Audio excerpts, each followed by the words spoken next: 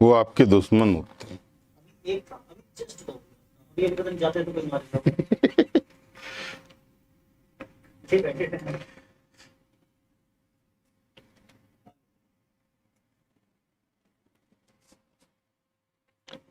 नमस्कार, मैं सुधीर कुमार त्रिपाठी आपका जय महादेव विद्याकुल पर स्वागत करता हूं। बच्चों, आप सभी लोग आ जाइए, फिर उसके बाद क्लास को स्टार्ट करेंगे।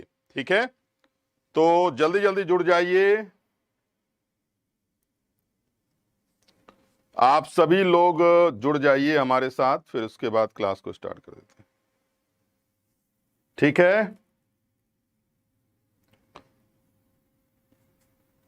हाँ जी, सभी बच्चे आ जाइए जल्दी जल्दी। सर, पदार्थ की पांचवी अवस्था होती है।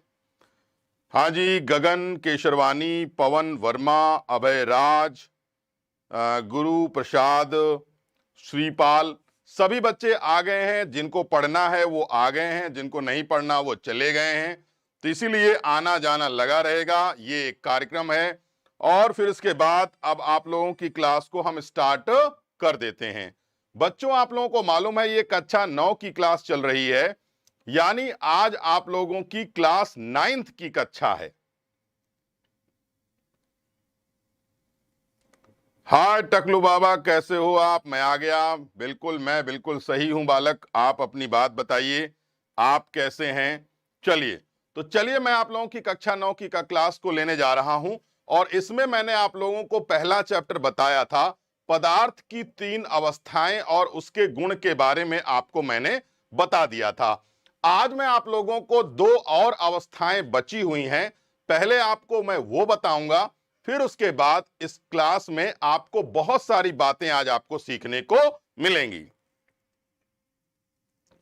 ठीक है, तो चलिए, और आप लोग गुरु दक्षिणा के रूप में वीडियो को लाइक जरूर करिए, वीडियो को शेयर जरूर करिए, चैनल को अगर आप नए हैं तो तुरंत सब्सक्राइब कर लीजिए। इससे आपको भी लाभ मिलेगा और आपकी जिंदगी में भी खुशहाली आएगी और हम अपने लाइक को देख करके भी क्या करेंगे, प्रसन्न हो जाएंगे। कोई बहुत बड़ी बात नहीं है। तो चलिए, कक्षा 9, सोनू कुशवाहा कह रहे हैं नमस्कार। नमस्कार बेटा, नमस्कार। आप सभी लोगों को नमस्कार। चलिए क्लास स्टार्ट कर देते हैं।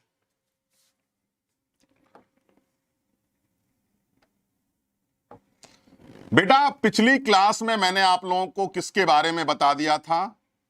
आपको मैंने बता दिया था ठोस क्या चीज है। ठीक है, इसके अलावा मैंने आप लोगों को एक चीज और बताई थी, नाम था द्रव, और तीसरी जो अवस्था थी उसका नाम क्या था? तो हमने आपको बताया था गैस। यानी ठोस, द्रव, गैस, इन तीनों की जानकारी मैंने आप लोगों को पिछली क्लास में दे दिया था। लेकिन आज मैं आप लोगों को 2 अवस्थाएं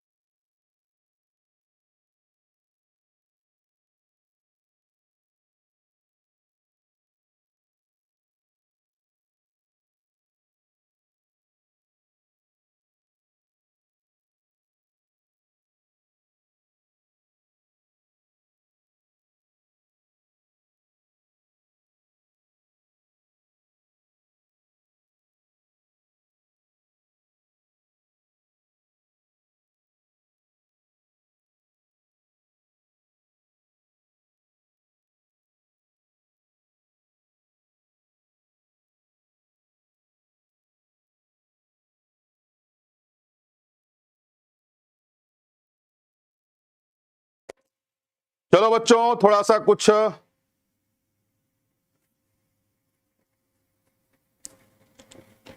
हाँ जी, आप सभी लोग आ जाइए। थोड़ा सा मैं इधर चला गया था, कुछ स्पार्किंग टाइप का कुछ होने लगा यहाँ, पता नहीं कुछ ना कुछ होते जाता रहता है, इस वजह से थोड़ा दिक्कत हो जाती है। नहीं नहीं, थोड़ा सा क्लास रुक गया था तो हमने उसको फिर से चालू कर दिया है अभी।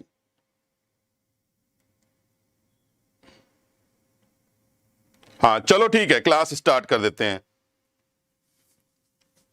आप लोगों को पता होना चाहिए, ये ठोस है, ये ठोस है, ये द्रव है, ये गैस है। आज मैं आप लोगों को जो बताने जा रहा हूं उसका नाम क्या है, तो ध्यान रखिएगा, उसका नाम है प्लाज्मा। और एक का नाम प्लाज्मा है और दूसरे का नाम है आपके सामने बोस आइंस्टाइन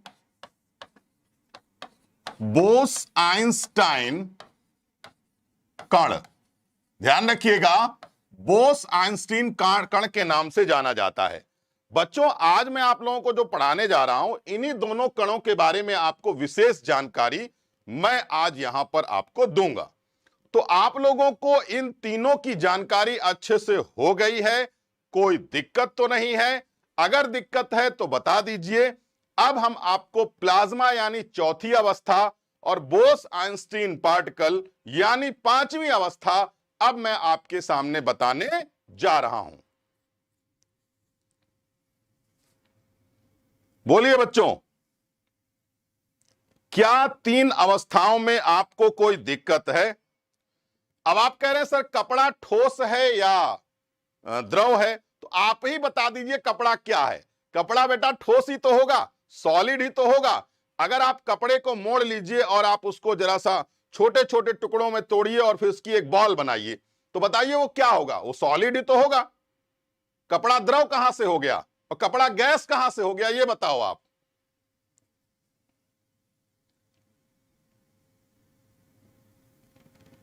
चलो हाँ ठीक है, तो मुझे लगता है बेटा आप लोग समझ गए होंगे चीजों को, ये आप लोगों को पूरी तरीके से समझ में आ गया होगा। आज मैं आप लोगों को प्लाज्मा बताने जा रहा हूं, तो चलिए प्लाज्मा के बारे में जानते हैं।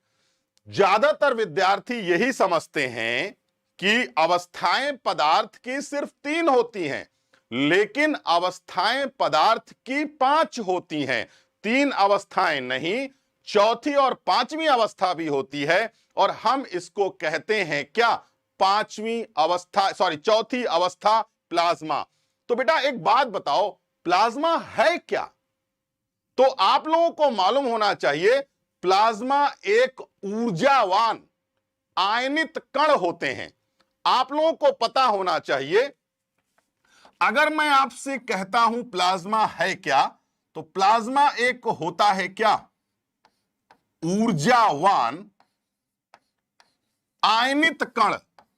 याद रखिएगा, हम इसको कहते हैं ऊर्जावान आयनित कण के नाम से जाना जाता है। अब आप ये कहोगे कि मतलब ऊर्जावान आयनित कण, अब ऊर्जावान आयनित कण का मतलब क्या हुआ? आइए पहले वो समझ लेते हैं। तो बच्चों एक बात याद रखना,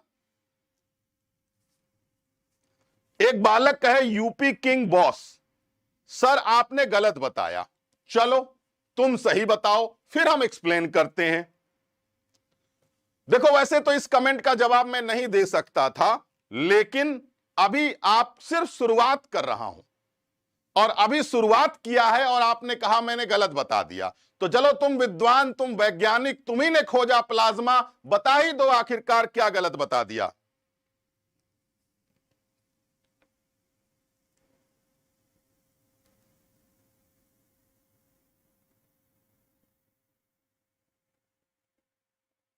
आखिरकार तुम बता ही दो कि क्या हमने गलत बता दिया आपको। वैसे इस कमेंट को मैं नहीं पढ़ता, इग्नोर कर देता, लेकिन अगर तुमने इस चीज को पूछा है कि क्या गलत बताया, तो मैं तुमको पहले ही बता देता हूं, तुम गलत हो, मैं बिल्कुल सही यहां पर आपको उत्तर देने का काम कर रहा हूं। तो देखिए, बहुत ध्यान से देखिएगा, प्लाज्मा क्या है? ऊर्जावान आयनित कण है। अब आप कहोगे कि आयनित कण का मतलब क्या होता है? जब भी कभी आयन होगा ना, तो याद रखना वहां पर एक चीज होगा, उसका नाम है आवेश। यानी जहां पर भी आयन आ जाता है वहां पर आवेश जरूर आता है, चाहे वह आवेश पॉजिटिव हो चाहे वो आवेश निगेटिव हो, आवेश जरूर आएगा, ये मान के चलो। अच्छा, अब देखिए यहां पर ध्यान रखिएगा, ऊर्जावान यानी प्लाज्मा में भयानक ऊर्जा होती है, प्लाज्मा में बहुत ज्यादा ऊर्जा होती है। चलिए, आप जानते हैं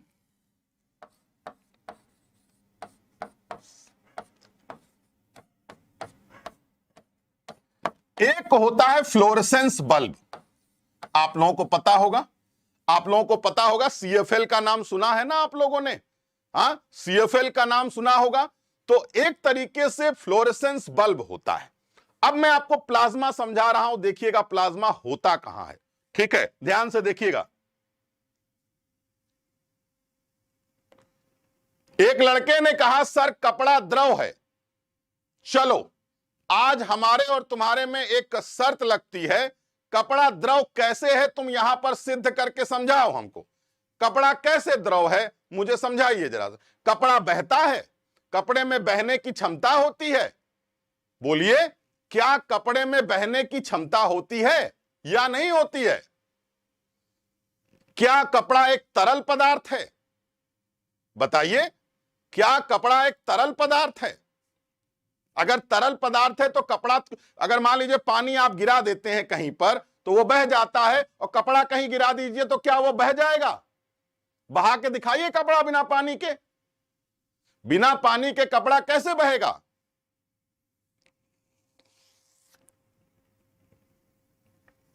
चलिए आगे बढ़ते हैं, ध्यान से देखना। जो प्लाज्मा होता है वह बहुत ऊर्जावान होता है, और यह आपको ऊर्जावान आयनित कण होते हैं। आयन का मतलब होता है आवेश, ध्यान दीजिएगा। और ये जो प्लाज्मा है ना, ये फ्लोरेसेंस लैंप में पाया जाता है या फ्लोरेसेंस बल्ब में पाया जाता है। सीएफएल आती थी पहले, आप लोगों को मालूम होगा, अब तो एलईडी लगने लगी थी। ठीक है, अच्छा, इस बल्ब में और कौन सी गैस होती है? नियॉन होती है और हीलियम होती है। यानी आपको पता होना चाहिए प्लाज्मा में क्या होता है, आयनित कण होते हैं। यानी प्लाज्मा क्या है? आयनित कण होते हैं, यानी ये आवेशित कण होते हैं। ठीक है, फ्लोरेसेंस बल्ब में नियॉन और हीलियम गैस भरी होती है। कौन सी गैस भरी होती है बेटा? नियॉन गैस भरी होती है और हीलियम गैस भरी होती है। नियॉन भरी होती है, हीलियम गैस भरी होती है। अब हम क्या करें? अब हम यहां पर एक विद्युत प्रवाहित कर देते हैं, और याद रखना बेटा, जैसे ही हम विद्युत प्रवाहित करेंगे, ये नियॉन और हीलियम गैस के जो कण होंगे, यानी हीलियम गैस के जो कण होंगे, वह क्या हो जाएंगे? आवेशित हो जाएंगे। क्या हो जाएंगे? आवेशित हो जाएंगे। और एक वहां पर क्या उत्पन्न होगा? तो जैसे ही ये आवेशित होंगे, वहां पर एक चमकीला पदार्थ प्लाज्मा उत्पन्न होगा। समझ में आई बात? यानी आप समझ रहे होंगे फ्लोरेसेंस बल्ब में क्या होता है। फ्लोरेसेंस बल्ब में नियॉन और हीलियम गैस होती है। ध्यान रखिएगा, फ्लोरेसेंस बल्ब में नियॉन और हीलियम गैस होती है बच्चों, और इस नियॉन और हीलियम गैस को जब हम इलेक्ट्रिसिटी देते हैं तो वह चार्ज हो जाता है। तो वह चार्ज हो जाता है, यानी आवेशित हो जाता है, और जैसे ही आवेशित होगा तुरंत वहां पर प्लाज्मा उत्पन्न होगा। चमकीला प्लाज्मा उत्पन्न होगा, चमकदार प्लाज्मा उत्पन्न होगा। ध्यान रखिएगा। तो बताइए, प्लाज्मा के बारे में जानकारी थोड़ा थोड़ा समझ में आ रही है या नहीं?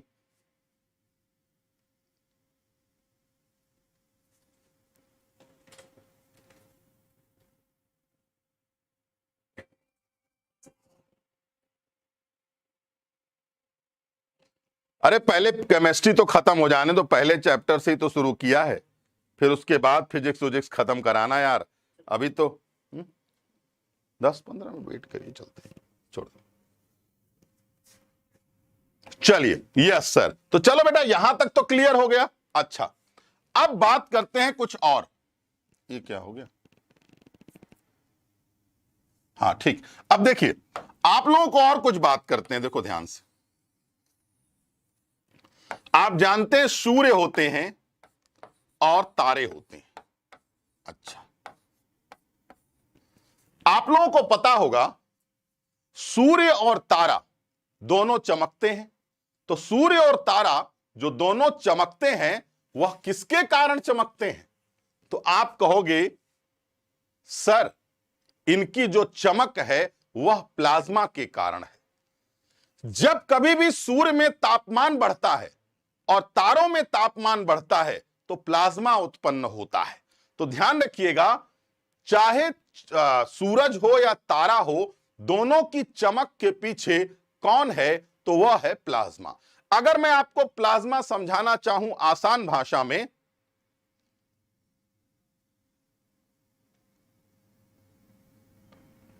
ठीक है, अगर मैं प्लाज्मा को आपको बहुत ही आसान भाषा में समझाना चाहूं तो कैसे समझाऊंगा?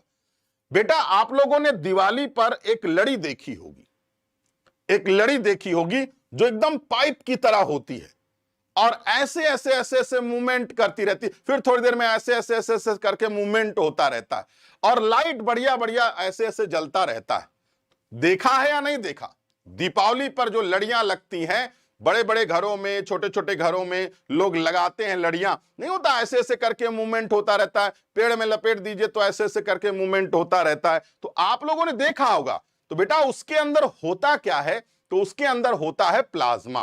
तो सूर्य और तारों का चमकना तापमान के कारण होता है और उस तापमान के द्वारा प्लाज्मा का निर्माण हो जाता है। और जैसे ही प्लाज्मा का निर्माण होता है वैसे ही सूर्य और तारे चमकने लगते हैं। बेटा ध्यान रखना इस बात को।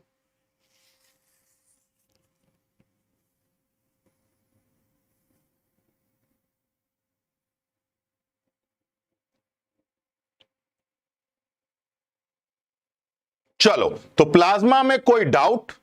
ये आयनिक पदार्थ होते हैं एक तरीके से, यानी ये आयनिक पदार्थ होते हैं, ये चार्ज हो सकते हैं, ये आवेशित हो सकते हैं।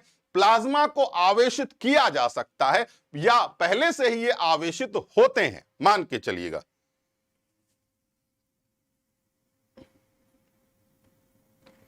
यार प्रिंस पाल ने इतनी बार हाथ जोड़ लिया, अब सर प्लाज्मा को फिर से बता, चलो बता देते हैं। बेटा प्लाज्मा क्या होता है? प्लाज्मा ऊर्जावान आयनित कण होते हैं। अब अगर मान लीजिए, यानी कहने का मतलब यह है कि प्लाज्मा में बहुत अधिक ऊर्जा पाई जाती है, बहुत अधिक एनर्जी होती है इसके अंदर। ध्यान रखिएगा पहली चीज। अब हम इस प्लाज्मा को समझाने के लिए एक बल्ब ले लेते हैं और उस बल्ब का नाम है फ्लोरेसेंस बल्ब। अब इस बल्ब में जानते हो दो गैसें होती हैं, नियॉन और हीलियम गैस होती है।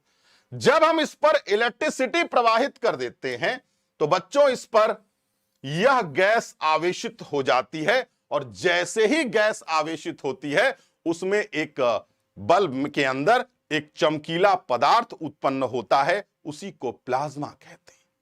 और सूर्य और तारों में जो चमक होती है वह प्लाज्मा के कारण होती है। और सूर्य और तारे जब चमकते हैं तो हाई टेम्परेचर होता है और उसी हाई टेम्परेचर के कारण प्लाज्मा का निर्माण हो जाता है।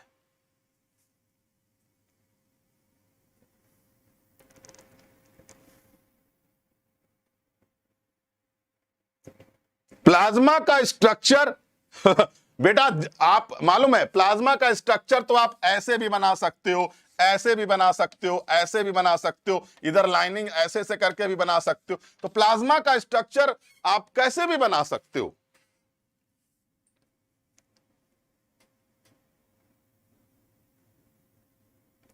ये यूपी किंग बॉस, अगर कोई कंप्यूटर महोदय हो तो कृपया इस बच्चे को ब्लॉक कर दीजिए, क्योंकि ये बालक बहुत उपद्रव कर रहा है और यह उपद्रव अब हमको अच्छा नहीं लग रहा है। कितनी बार पढ़ाओगे प्लाज्मा? ये ज्ञानी हो चुके हैं, कपड़े को द्रव बता रहे हैं, कपड़ा बहेगा, इनका कपड़ा जरूर बहेगा। चलो आगे बढ़ते हैं बेटा।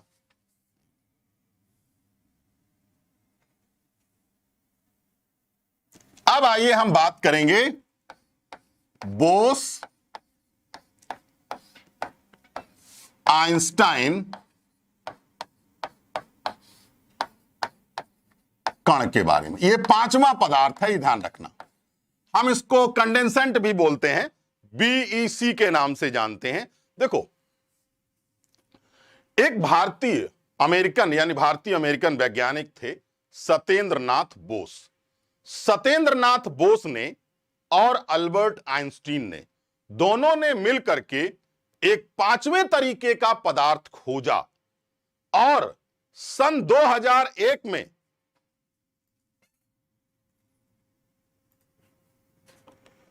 एक बात हमेशा याद रखिएगा ध्यान से, सत्येंद्र नाथ बोस जो भारतीय थे, अल्बर्ट आइंस्टीन, इन दोनों ने मिलकर के एक नया पांचवा पदार्थ खोजा और इन्हीं के नाम पर उस पदार्थ का नाम पड़ा बोस आइंस्टीन कंडेंसेंट, या बीईसी भी कहते हैं। बेटा हम इसको बीईसी के नाम से भी जानते हैं, बोस आइंस्टीन कंडेंसेंट के नाम से भी जानते हैं।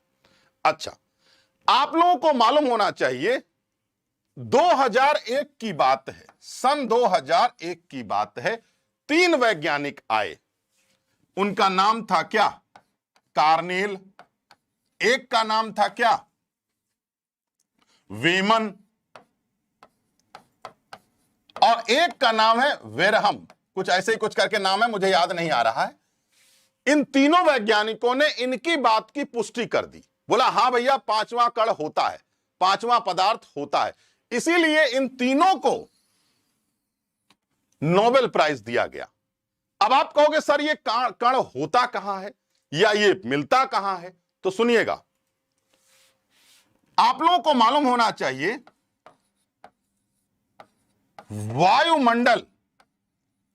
वायुमंडल में जो गैस होती है,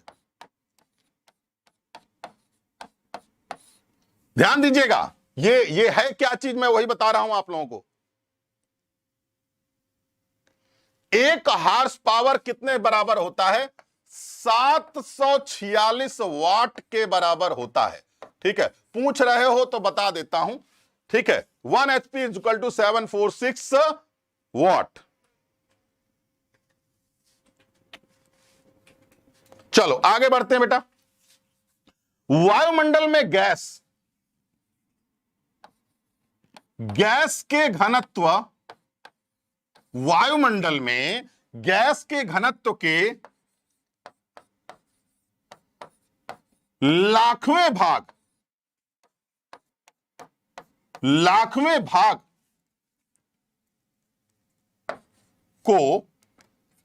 भाग के बराबर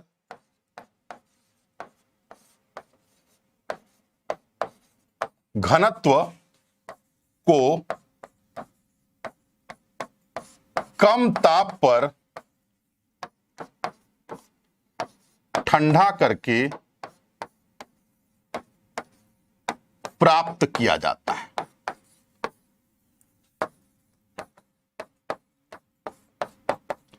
बोलिए समझ आया या नहीं? यह है बोस आइंस्टीन कण।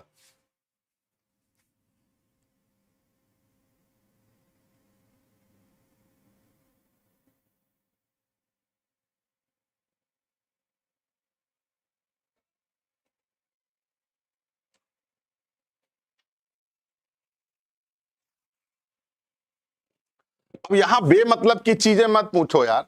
आप लोगों को मालूम होगा 1 किलोवाट आवर बराबर होता है 3.6 into 10 to the power 6 joule. ठीक है, ये होता है। तो अब बेमतलब के क्वेश्चन अभी मत पूछो, ज्ञान का टेस्ट मत करो।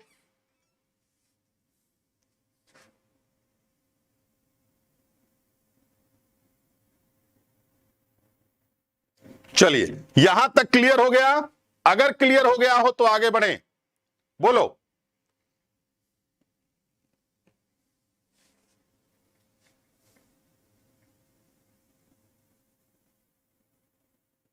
कोई बात नहीं, खत्म बालक होगा, छोड़ दो। इन बालकों पर बहुत ज्यादा विशेष ध्यान देने की जरूरत नहीं होती है। बोलिए, पांचों पदार्थ की संपूर्ण जानकारी आपको प्राप्त हुई या नहीं, या किसी तरीके की आप लोगों को दिक्कत है? यहां बताओ।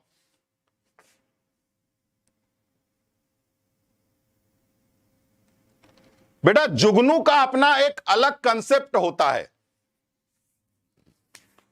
जुगनू का अपना एक अलग कंसेप्ट होता है। आप लोग इसको नोट कर लीजिए, स्क्रीनशॉट ले लीजिए।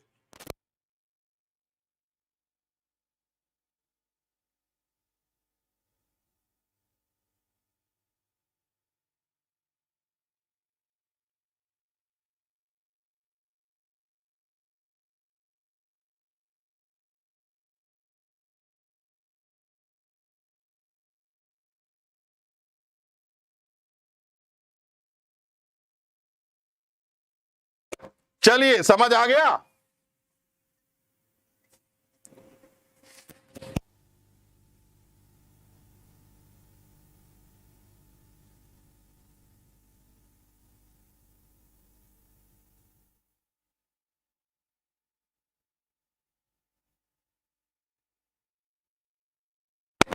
हाँ जी, स्क्रीनशॉट ले लिया।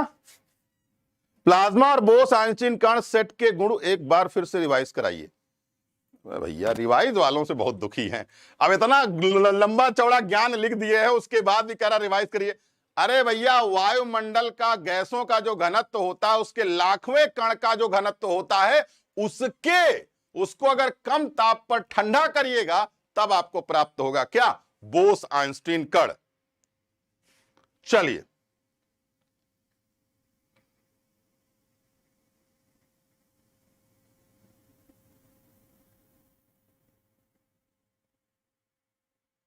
ओके, चलो आगे बढ़ते हैं। तो बेटा देखो, पांचवा पदार्थ तो हो गया, खत्म हो गया। अब कुछ एक दो क्वेश्चन है वो आपसे पूछते हैं, आप लोग बताना। आप लोगों को यह बताना है कि मैं यहां पे कुछ लिखने जा रहा हूं, कौन कौन सा ऐसा यहां पे जो मैं लिखूंगा अभी, आपको बताना है कि कौन इनमें से पदार्थ है, कौन सा पदार्थ है, आप लोगों को यह बताना है। यानी कौन सा पदार्थ है यह बताना मैं लिखने जा रहा हूं। कुर्सी वायु स्नेह गंध, कुर्सी वायु स्नेह गंध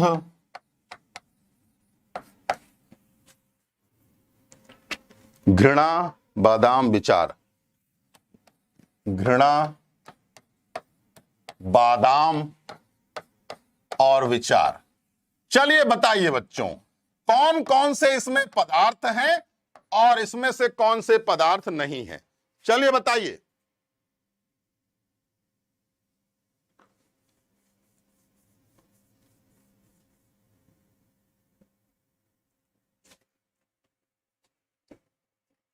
अच्छा एक बात बताओ, जब कोई भी चीज किसी को नहीं समझ आती तो आदमी क्या करना चाहिए? छोड़ देना चाहिए, वहां से चले जाना चाहिए। ज्ञान देने की क्या जरूरत है यहां पर?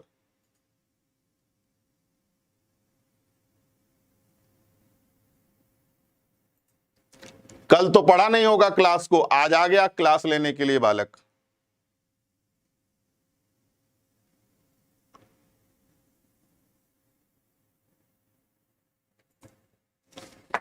बताओ कौन कौन सा पदार्थ है?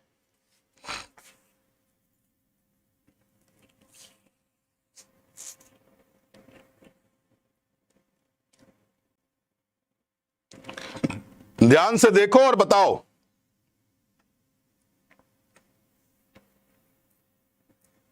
देखो ये पदार्थ है, ये भी पदार्थ है क्योंकि गैसों का मिश्रण होता है। स्नेह पदार्थ नहीं है, गंध पदार्थ नहीं है।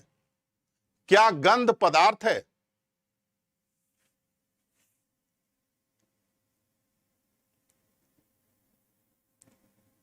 अगर सुनो, अगर तुम लोगों में से किसी भी विद्यार्थी को यह चैप्टर नहीं आ रहा है तो यह चैप्टर तो एकदम खत्म चैप्टर है बेटा, एकदम खत्म चैप्टर है।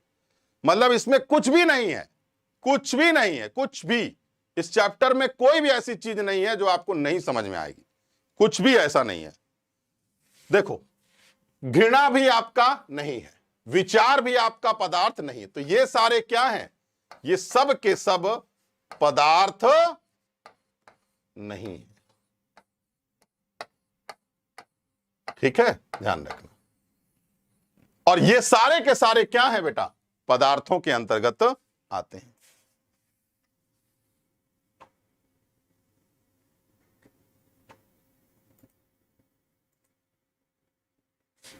चलो बच्चों, एक क्वेश्चन और पूछता हूं, बताना।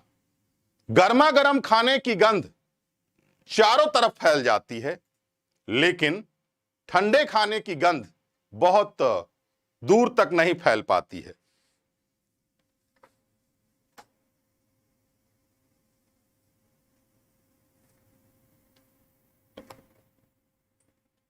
मालूम है, आप लोगों को मैं एक छोटा सा किस्सा सुनाता हूं। मैं एक बार जहां मैं पढ़ाता हूं, देखिए स्टूडेंट किस टाइप, स्टूडेंट के जो प्रकार होते हैं, वो स्टूडेंट के प्रकार क्या होते हैं। यहीं आपके जहां पे हमारा विद्याकुल का स्टूडियो है, थोड़ी दूर पर मैं बताता हूं कि विद्यार्थियों का प्रकार क्या होता है। ध्यान से समझिएगा। कुछ विद्यार्थी ऐसे होते हैं कि जो उनको कुछ समझ नहीं आता है। मैं यहीं पर थोड़ी दूर पर मुझे भूख लगी थी, तो मैं बर्गर खाने चला गया था। हमारे यहां थोड़ी दूर पर बर्गर मिलता है, तो मुझे लगा बर्गर खा लेंगे तो थोड़ा 2-4 घंटे के लिए हमें राहत मिल जाएगी। उसी के बगल में एक एग रोल बनाता है, पटना वाले एग रोल। 2 लोग वहां खड़े थे, 2 विद्यार्थी थे, मैं भी वहीं बगल में ही खड़ा था, बर्गर खा रहा था। तो उसने, एक विद्यार्थी ने कहा 1 अंडे का रोल बना दो, दूसरे ने कहा 2 अंडे का रोल बना दो। ठीक है, वो बना रहा था, तो दूसरा वाला विद्यार्थी बोलता है 1 अंडे का कितने का है, तो बोला 25 रुपए का। तो अब बोला 2 अंडे का, बोला 30 रुपए का। तो बोले यार एक बात बताओ, तुम 5 रुपया अंडे का ले लोगे, इससे अच्छा यह है कि तुम 5 रुपया तुम बढ़ा रहे हो, लूट रहे हो तुम हमको। तो हमसे रहा नहीं गया, हमने कहा क्या लूट लिया तुमसे उसने। रिफाइंड महंगा है, सरसों का तेल महंगा है, अंडा महंगा है, जो ये बेस बना रहा है वो महंगा है, चाउमीन लगा रहा है वो महंगा है। तो 30 रुपए में अगर तुम 2 अंडे का खा रहे हो तो उसमें क्या चीज महंगा है। और वह सुबह अभी शाम को 4 बजे से लेकर रात 10 बजे तक वो खड़ा रहेगा, उसकी मेहनत तो। लेकिन स्टूडेंट बहस किया जा रहा है। मैंने उसको सिर्फ यही कहा, तो बेमतलब में बहस कर रहे हो और अपनी ऊर्जा का नाश कर रहे हो, चुपचाप यहां से जाओ, खाने की जरूरत ही नहीं है। बोला नहीं खाएंगे तो जरूर। तो हमने कहा तुम्हारे जैसे विद्यार्थी जीवन में अपने केवल दुखी रह सकते हैं, केवल और केवल उनको लगता है कि उस संसार में केवल वही सही है, इस संसार का सारा व्यक्ति गलत है। समझे बात को, यह ध्यान रखना। तो विद्यार्थियों के प्रकार होते हैं।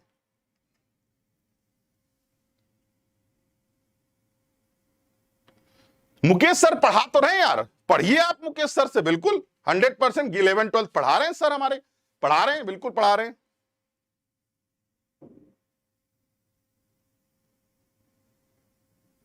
हाँ, गर्मा गर्म खाने को वाष्प उठता है, इसीलिए उसमें गंध आती है।